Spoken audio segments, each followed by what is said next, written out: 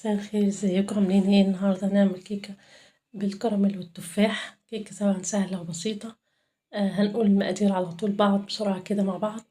هحط كوباية وربع سكر. لو عايزين تقللوا كده أقل من كده ممكن، بس أنا هعمل كمية. هنا هسيبها، حطيت يعني ربع كوباية مية وهسيبها على نار هادية كده تقعد تدي لون في الآخر.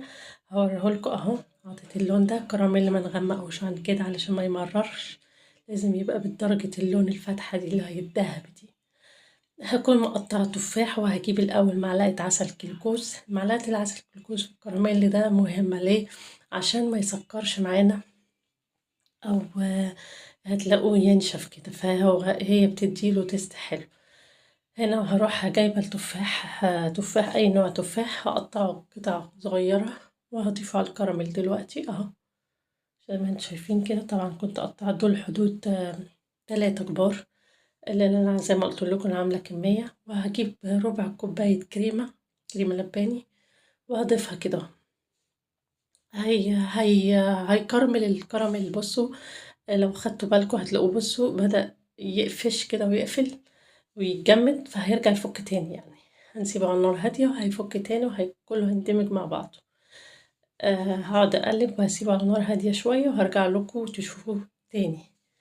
بعد ما يفك كده اهو، بعد ما فك، شايفين الكراميل اندمج مع التفاح. وهسيبه بردك شوية لان التفاح يندمج كده مع الكراميل، هيتقل. عشان تاخدوا بالكم ان هو ده سايح خالص دلوقتي، بس هو هيتقل بعد ما بيبرد، وهوريهولكوا بردك بيتقل ازاي. طبعا لما بيقعد شوية على النار فبيتقل، فهنسيبه بس شوية عشان التفاح يستوي. وهجيب هنا رشة قرفة، دي حسب ما انتوا الرغبة بتحبوها ولا لأ. عايزين تحطوا تفوها ماشي، مش أساسي يعني. ممكن نضيف فانيليا، أو ممكن مش شرط حاجة خالص. بس أنا بحب التست القرفة كده مع التفاح، بتدي طعم حلو وريحة حلوة. هنرجع لمقادير الكيكة بقى، كلنا عارفينها، بس في تيست معين كده، يعني زي تكة معينة كده أنا هوريهولكم. هنا حطيت تلت كوباية سكر بودرة مش سكر خشن. هجيب البيض، هنا 3 بيض وتلت كوباية زيت، زي ما انتم شايفينها كده، ياريت يكون زيت خفيف. وهقلب الخليط ده كويس جدا لحد ما بصوا، يعني لما السكر البودرة بينعم مع الزيت بسرعة جدا. هجيب هنا البيض، طبعا كسرته وحطيت فانيليا معلقة صغيرة، دول 3 بالظبط. وهقلب كده كويس جدا لحد ما يندمج مع السكر والزيت اهو. كيكة ولا خلاط ولا مضرب ولا اي حاجة، بايديكي كده هتطلع كيكة صدقوني ناعمة وحلوة جدا. هنا الدقيق، دول كوبايتين ونص دقيق. الخطوة المهمة دي معلقة خميرة اهو، معلقة خميرة بتدي الكيكة طراوة، بتبقى جميلة وبتبقى هشة كده وخطيرة. وده معلقة بيكنج باودر، هقلبها كده في الدقيق. وكنت حاطة رشة ملح، دول كوبايتين بالظبط، كوبايتين دقيق. كوبايتين دقيق من نفس الكوباية اللي انا حطيت بيها الزيت والسكر، هضيفهم كده اهو. طبعا هجيب تلت كوباية اللبن او نص كوباية لبن، مش شرط الكوباية كلها، بس انا هحطهم كلهم. وهقلبها كويس لحد ما الخليط ده كله يندمج مع البيض مع الزيت مع السكر مع اللبن، لحد ما هتبقى خلاص الكيكة خلصت. سهلة جدا، متاخدش وقت خالص. مش شرط يعني مضرب ونهيش البيض والكلام ده، لا لا. انتوا هتشوفوها في الاخر كيكة هشة وناعمة جميلة جدا. صدقوني معلقة الخميرة جربوها، انا بستخدمها من زمان. معلقة الخميرة مع اللبن بجد بتديها طراوة وهشاشة بطريقة جميلة. حطيت هنا ربع كوباية لبن كمان، علشان كان الدقيق طبعا الخليط تقيل قوي، فلازم الكيك ما يبقى يعني كده، يبقى كده بالظبط، لا تقيل ولا تقيل ولا خفيف. شلت معلقتين بس من الكوبايتين دقيق، يعني معلقتين اللي انا وريتها لكم. اخر خطوة معلقة خل، معلقة كبيرة، وهنقلبها. بتدي الكيكة لون فاتح جدا، وبرضك بتخليها هشة قوي وهي بترتفع، فجربوها. هجيب الصينية طبعا اللي انا هحط فيها، شايفين الخليط لا تقيل ولا خفيف، مظبوط.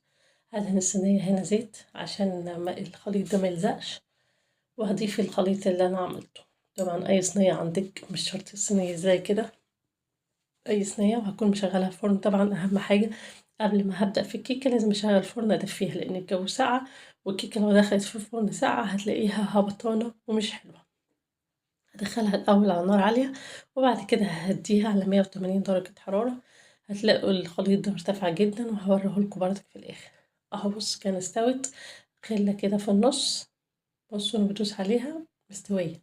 قلبتها طبعًا بس هي سخنة طبعًا يعني أنا ما استنيتش أمّا تبرد عشان أخلّص الفيديو. حطيت شايفين الخليط تقيل إزاي؟ يعني كان خفيف خالص، أول ما برد التفاح اندمج مع الكراميل وتقل جدًا. بس يعني طعمه فعلًا خطير يعني جربوه. هاحط كده على بعد ما قلبت الكيكة هاحطها كده من فوق وخلاص على كده الكيكة خلصت. جميل جدًا ويا ريت كده تجربوا، ويا ريت اللي مشتركش في القناة يا ريت يشترك، اللي وصل لحد هنا يديني لايك. أنا ما فيش تفاعل لايك خالص معايا، فيا ريت قبل ما تتفرجوا على الفيديو تدوا لايك. هاوريها لكم بعد ما قطعتها.